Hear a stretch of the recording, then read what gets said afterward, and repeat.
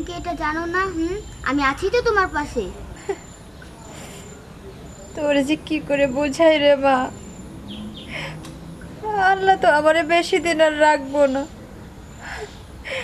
আমার তো শুধু তোরে নিয়ে চিন্তা হয়, আমি না থাকলে তোর কি হইব?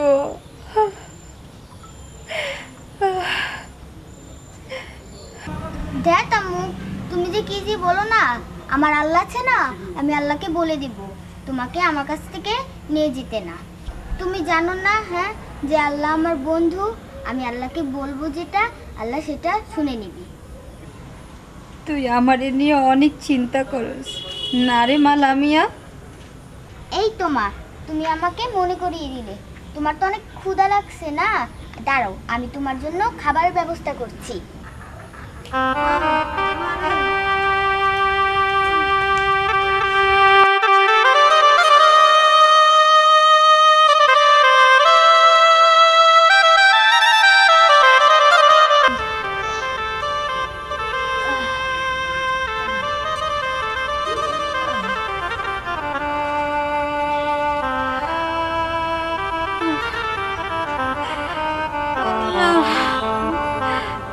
জানি না, জানি না আমার এই শিশু বাচ্চাটা কই গেল। আল্লাহ, তুমি কেন আমার এই মরণ ব্যাধি রোগ দিলা? কি এমন পাপ করছিলাম আমি?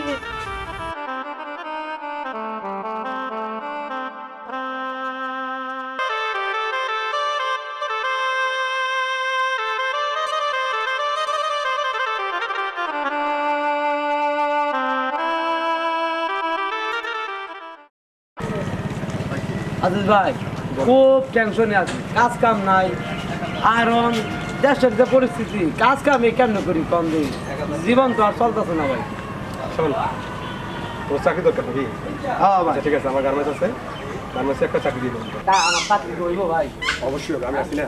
ভাই তাহলে আমি কবে যাবো? আমার একটু কম না ভাই। আচ্ছা, গেলাম আগামী রবিবার আসিস। আগামী রবিবার। আগামী রবিবারে গেলে আপনার পাবো তো?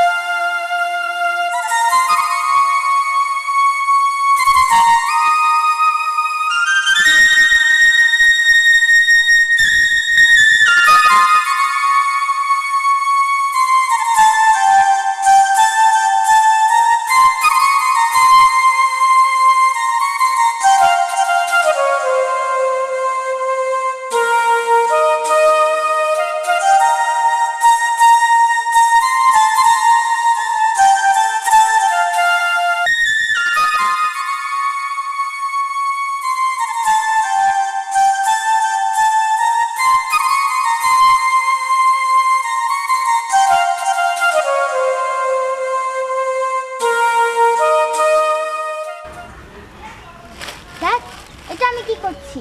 আমি তো পচা হয়ে যাচ্ছি। আমি আম্মুকে না দিয়ে আমি নিজে একা একা খাচ্ছি। আমি তো অনেক পচা হয়ে যাচ্ছি। আর যাই, আমি আমার আম্মুকে খাওয়াই, তারপরে আমি খাবো।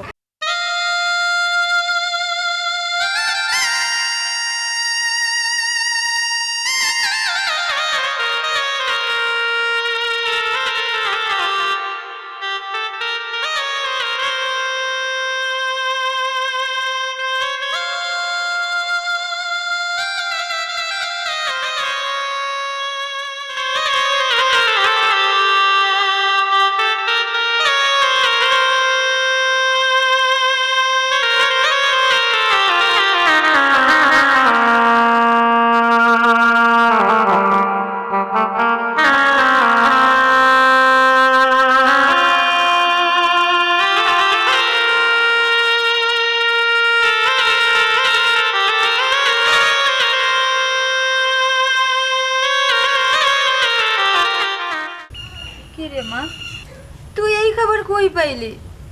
কারোর কাছ থেকে চুরি টুরি করস নাই তো? ধুর মা, এত কথা বলো না তো আম্মু। আমি তোমাকে বলেছি না, আল্লাহ আমার বন্ধু। ওই আল্লাহই তোমার জন্য এই খাবারটা আমাকে জন্য পাঠায়।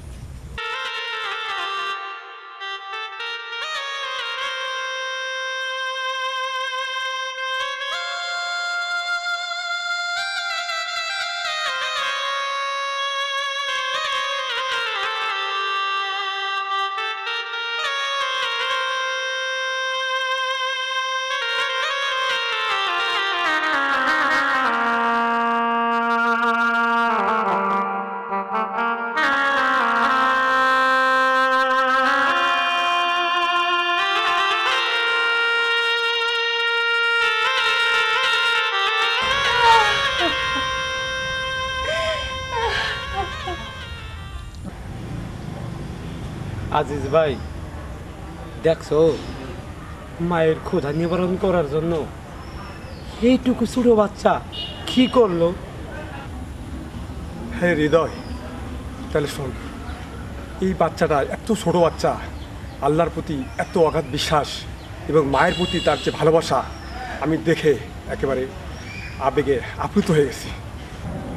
আচ্ছা চল এখন যাই।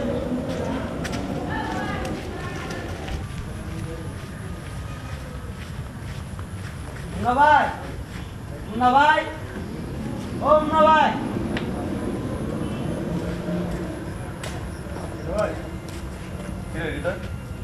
বাড়ির উপরে এসে চিল্লাচিল্লি করছিস কিসের জন্য? মুন্না, তুমি তো বাবুরে চেনো না? হ্যাঁ চিনি, কিন্তু বাবু মানুষটা তো তেমন একটা সুবিধার না। শুনেছি ও নেশা করে ওর বউকে মারধর করতো। আপনি ঠিক বলেছেন মুন্না ভাই, ও মারধর করে শুধু ক্ষান্ত হইতো না। বাবু তো তার মেয়ে এবং তার অসুস্থ বউকে রেখে 3 মাস আগেই চলে গেছে। আচ্ছা, তাহলে ওই বাচ্চা মেয়েটার এখন কি অবস্থা? খুব কষ্টে দিন যাচ্ছে, তাই না? কি আর বলবো ভাবি, বাবুর অসুস্থ বউ চিকিৎসার অভাবে দুঃখে দুঃখে মরার অবস্থা। জানো মুন্না, মেয়েটি তার মায়ের জন্য একটি দোকান থেকে রুটি চুরি করেছিল। আমরা দুইজন দেখে তার পিছু নেই। আচ্ছা এখন বলো সমস্যাটা কি? ওরা কি ভালো নেই? না ভাই, ওরা সুখে নাই। মায়ের অসুস্থর জন্য ওরা রাস্তায় রাস্তায় ভিক্ষা করতেছে, আর ওর মায়ের জন্য দোকান থেকে রুটি চুরি কইরা নিজে না খাই নিজের মারে খাওয়াইতেছে। আচ্ছা তোমরা এখন যাও, আমি দেখছি কি করা যায়। আর একটু খবর নাও বাবু কোথায় আছে।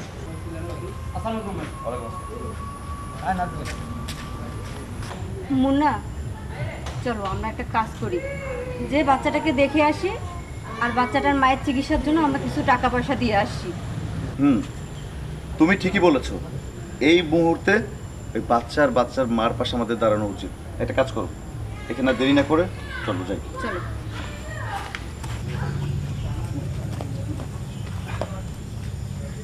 কেমন আছেন আপা আপনি? ভালো আছি। আপনাদেরকে তো ঠিক আমি চিনলাম না।